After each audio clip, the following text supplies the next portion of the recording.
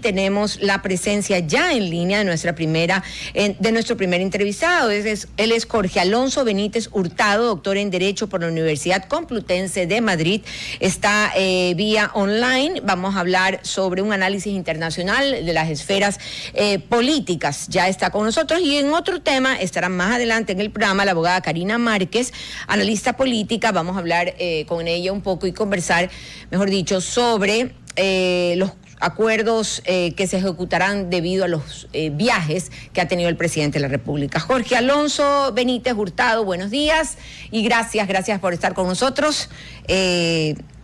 Vamos a conversar sobre su artículo, este artículo que usted escribió en uno de los medios locales, que tuve la oportunidad de leer, y justamente trata sobre los gobernantes psicópatas integrados.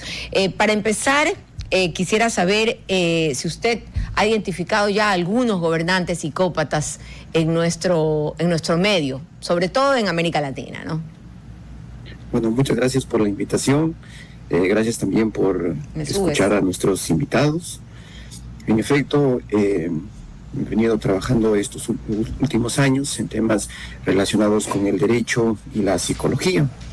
Entonces, he profundizado un poco en este tema de los trastornos mentales, especialmente en los trastornos de personalidad, ¿sí? Y estos vinculándolos con la política. Sí hemos detectado algunos rasgos en nuestros políticos, ¿sí? También en personas que no son políticos, porque de alguna u otra forma la psicopatía o la sociopatía tienen rasgos o características que cada uno de nosotros las podemos tener en mayor o en menor medida, ¿sí? Yo, por ejemplo, cuando me encuentro con un psicópata, ¿sí? ¿Cómo lo identificamos? Lo identificamos porque es narcisista, es egocéntrico, busca poder, busca ser visto a toda costa, sea esto en redes sociales, publica cada rato fotos, yo que sé, comiendo, sí. Es decir, es un afán solamente de estar exhibiéndose. De figurar. ¿No? De figurar, ¿sí? Es falto de empatía, embaucador, ¿sí? Miente a cada rato. Y resulta pues que todos estos rasgos empiezan desde nuestras tiernas edades. Yo, en contra de lo que dice el DSM-5, dice que el psicópata se hace a los 15 años. Yo creo que ya nacemos con estos rasgos psicosociopáticos. Y se pueden ir desarrollando, tal vez. Sí, y es más, la sociedad los va agravando. Es más, hay estudios en el que se han detectado ya nacituros con rasgos psicopáticos. Usted sabe que, Jorge Alonso, una cosa que a mí me llamó mucho la atención de su artículo es en la parte final, cuando usted menciona la ternura. Usted dice que tenemos que promover urgentemente la ética de la gratuidad, una gratuidad que es gratitud, que es hacer el bien a los demás, porque para eso estamos... Bueno, yo no, porque no soy servidora pública. ¿Para eso están los servidores públicos? Justamente para llevar al bien común, para llevar a que la ciudadanía, por la que votó o no por él o por ella, esté bien. Y habló usted de la ternura al final. Uno mismo debe de hacer el bien por amor, aunque para ello haya que sentirse mal. Es una línea fuerte, ¿no? Y asimismo, reeducar los sentimientos de las personas, especialmente el de la ternura. Y suena tan contradictorio esta línea suya de lo de la ternura, el amor a los demás, no tanto, porque para eso han sido elegidos, con lo que usted menciona de la psicopatía de los gobernantes. ¿Cómo pueden llegar a tener ternura este tipo de personas? Sí, y justamente le estaba explicando de dónde empiezan estos rasgos, ¿sí? Estos rasgos empiezan en las tiernas edades. Por ejemplo, cuando el papá le dice a su niño pequeñito, mira quién golpea la puerta, ¿sí? Y el niño dice, es fulanito de tal, entonces el papá le dice, dile que no estoy. ¿Ah? Entonces, desde las tiernas edades ya en los hogares, ya los padres enseñamos a nuestros hijos a mentir. Ya, fíjense ustedes, la mentira es un rasgo ¿ya?, de la psicopatía. Además, por ejemplo, hay madres, ¿sí?, que al momento de estar ya engendrando a una persona, su rostro es deprimido. ¿Sí? ¿Por qué? Porque, por ejemplo, hemos visto casos de madres adictas, alcohólicas, padres maltratadores, ¿sí? También hemos visto familias disfuncionales, ¿sí? Y de estas familias salen nuestros niños ya con estos rasgos psicopáticos. Y la psicopatía, cuando ya en la sociedad se generaliza, se convierte en sociopatía. ¿Cuál es la diferencia entre una psicopatía y una sociopatía?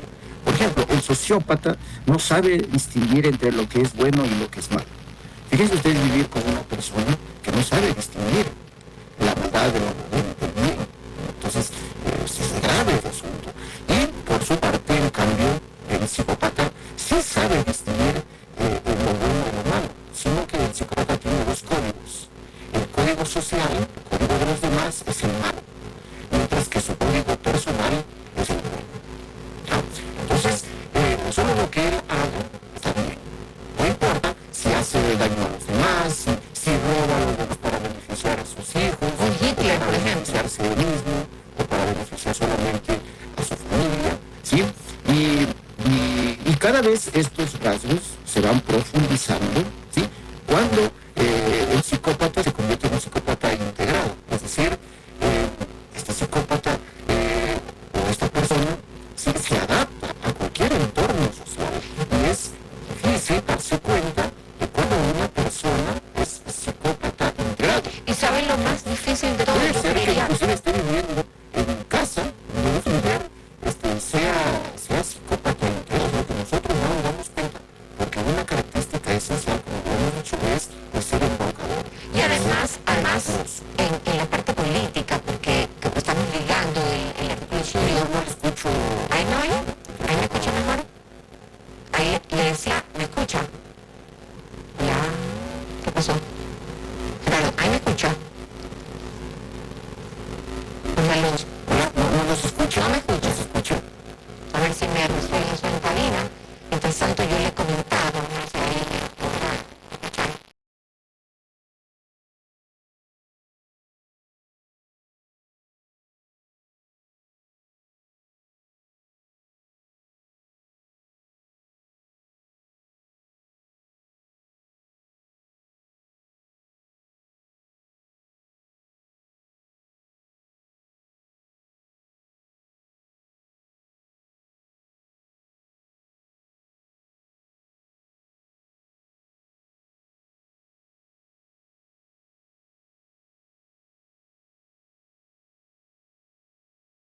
Salir de ese círculo vicioso en el que se encuentran es muy complicado. No sé si ya Jorge Alonso nos escucha o no. Sí, en este momento les escucho. Sí oyó lo que dije. Que en la esfera política, ok, lo repito, que con gusto, que en la esfera política inclusive es mucho más complicado que un psicópata salga de ese círculo vicioso en el que se encuentra, porque por lo general se rodea de personas que siempre le van a decir sí a todo, personas que por estar con las dulzuras del poder, los beneficios del poder, nunca le van a llevar la contraria. Entonces es muy difícil que gobernantes en cualquier esfera del gobierno, de un gobierno, de un Estado, puedan cambiar. Uh-huh. En efecto. Y uno de los rasgos esenciales también es la falta de empatía, ¿sí? Entonces, aquí se profundiza más cuando dentro de los comportamientos de estas personas, ¿sí?, detectamos, por ejemplo, la trampa y el rencor. Fíjense, según unas estadísticas, dicen que el 45% de la población mundial, ¿sí?, hace trampa o es tramposa. Un ejemplo de persona tramposa, ¿sí?, le suelen poner a Maradona, ¿sí? Maradona, cuando metió el gol, ¿sí?, lo hizo con la mano, ¿ya? Y cuando le preguntaron que por qué metió el gol con la mano, él dijo, fue la mano de Dios, ¿sí? Entonces, fíjense, el tramposo no acepta que cometió un error. Claro. Y empieza a poner por ahí algunas especies de argucias, ¿sí? Sí. O de subterfugios muy acomodados, ¿sí? Claro. para sentirse ganador. ¿Sería necesario tal vez algún tipo de examen médico, psiquiátrico, psicológico que pueda evaluar a funcionarios públicos, que pueda evaluar a posibles candidatos a diferentes dignidades de un país? Porque a la larga esto se ve repetido, no es que es un caso aislado ver a algunos psicópatas con las características que usted ha mencionado gobernando. Sí, existen tests de descripción de la personalidad, sí, pero por lo general, cuando uno dice, mira, tienes que ir donde el psicólogo, donde el terapeuta, ¿cuál es la respuesta que uno dice? No, yo como no estoy loco, tú deberías ir, ¿sí? Entonces, una de los requisitos indispensables para que uno se recupere o se sane mentalmente, tiene que aceptar. que tiene estos trastornos, ¿sí? O estas enfermedades mentales. Y por lo general, como decíamos, difícil, porque también se rodean de personas que no le hacen notar su condición. Exactamente.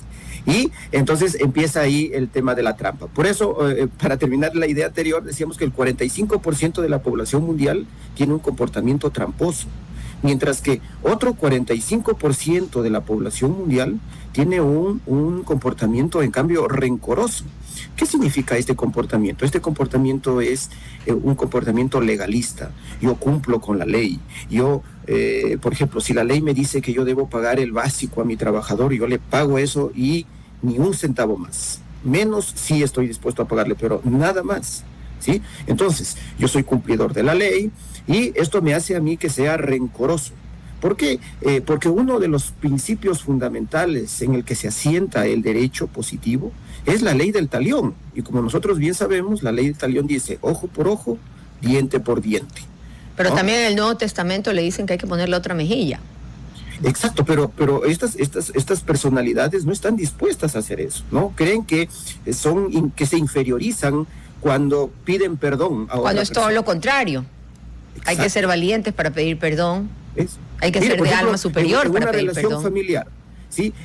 Por ejemplo, entre esposa y esposo, ¿no? Existe una discusión donde el esposo le falta el respeto a su esposa, ¿no?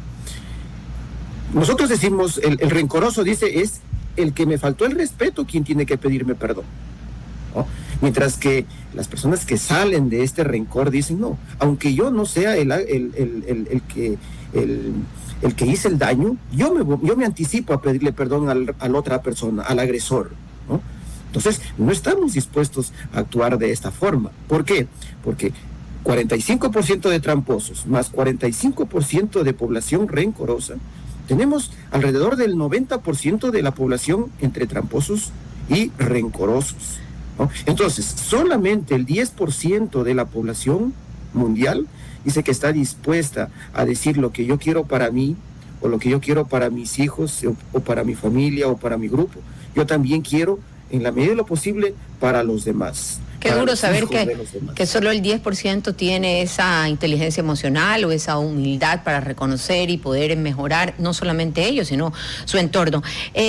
Jorge Alonso, ¿qué impacto puede tener un gobernante psicópata en una sociedad y también en la cultura de un país? Ya, causa mucho daño y mucho sufrimiento, ¿sí? Y este daño y sufrimiento que causa a la sociedad le vuelve a la sociedad desesperanzada y desesperada, ¿sí? ¿Qué significa desesperanzado?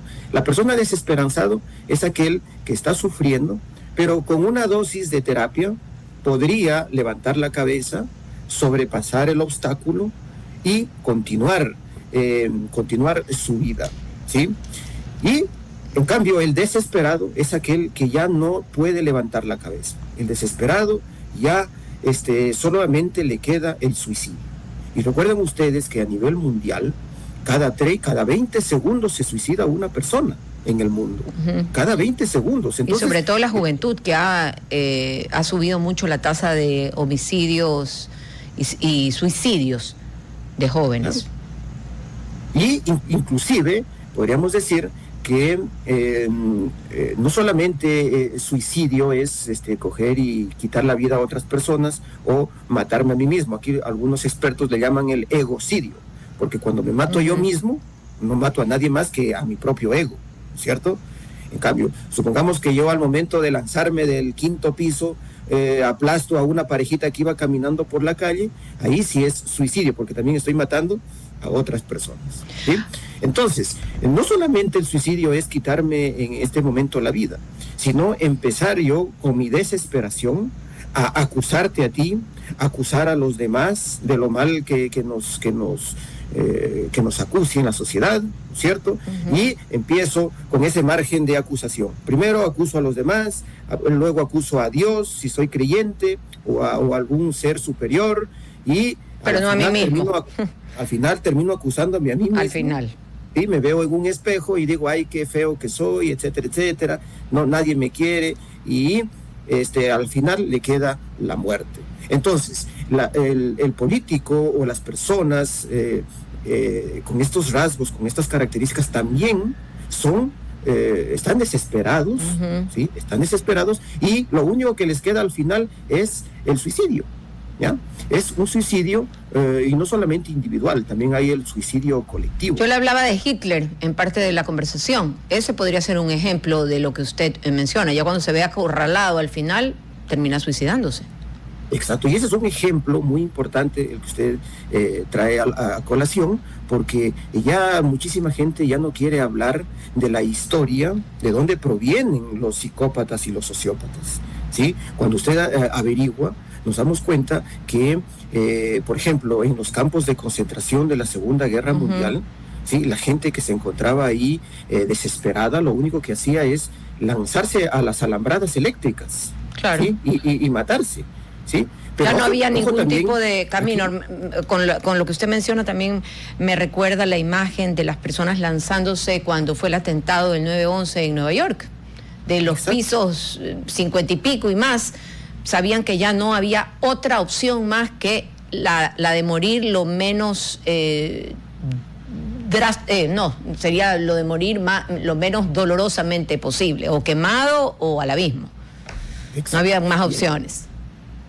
Y aquí a nuestros oyentes le podemos decir la siguiente pregunta. A ver, ¿usted qué se cree? ¿Víctima o victimario frente a una sociedad que está desesperanzada o desesperada? ¿Sí?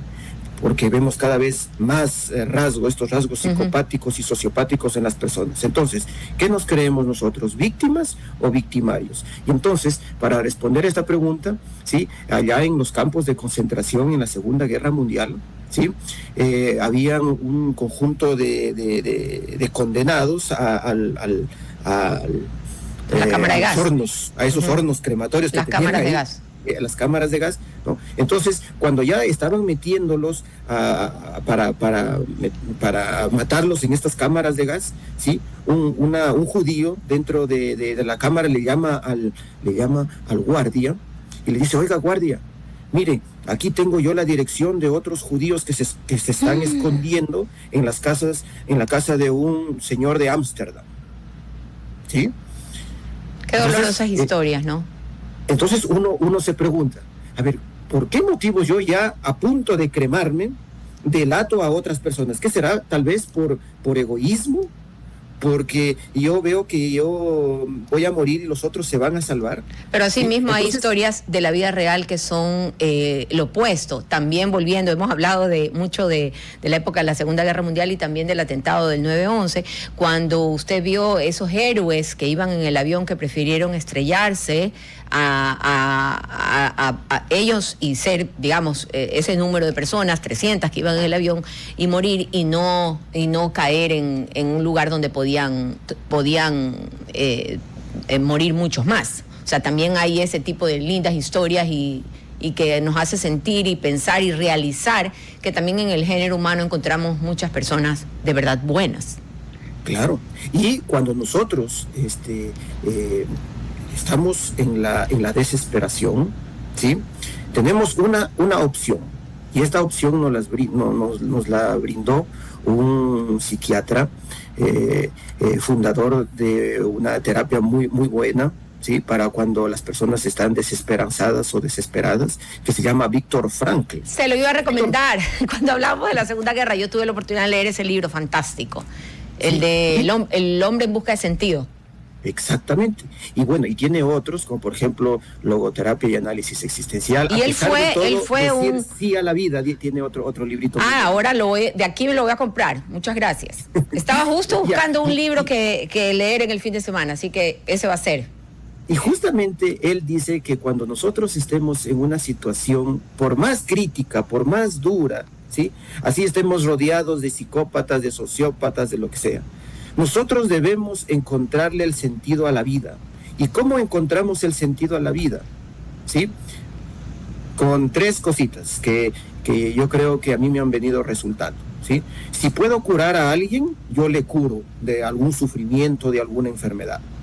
Si no puedo curarle, debo ir a calmarle el sufrimiento o el dolor. Y si no puedo ni curar ni calmar, debo ir a consolar a otra persona, ¿sí? Y si no puedo ninguna de estas 3, a lo imposible nadie está obligado, ¿sí? Entonces, ¿qué debemos hacer nosotros? Debemos convertirnos en terapeutas, ¿sí? La única forma de que yo me sane es sanando a los demás. No hay otra opción. Por ahí hay algunas terapias suavitas, terapias light, las llamo yo, que dicen que no, primero debo estar bien yo, primero debo estar feliz yo, para luego ir y ayudar a los demás. No, es todo lo contrario. Si yo quiero curarme, tengo que ir a curar a otra persona, y en tanto y en cuanto cure a otra persona, entonces me curo yo. Jorge Alonso, ¿sí? Muchísimas gracias. Tengo muchas preguntas. No quiero, ¿me recuerda el nombre del libro que dijo? El otro de Frankl. A pesar de todo, decir sí a la vida. A pesar de todo, decir sí a la vida. Ok, de aquí me voy literal a comprarlo. Muchas gracias. ¿Dónde pueden leer su artículo? El de las esferas políticas, yo lo hemos analizado así, pero realmente el artículo se llama, ya se los repito, Gobernantes Psicópatas Integrados. Sí, yo publico artículos de opinión en un periódico local. Ok. ¿Sí? Cada 15 días. ¿Cómo se llama el periódico para que lo busquen? Se llama Hora 32. Hora 32, ok. Hora 32 de Loja. Muchísimas gracias. Realmente muy enriquecedora la entrevista. Tengo muchísimas preguntas más, pero tendría que ser para otra ocasión. RTP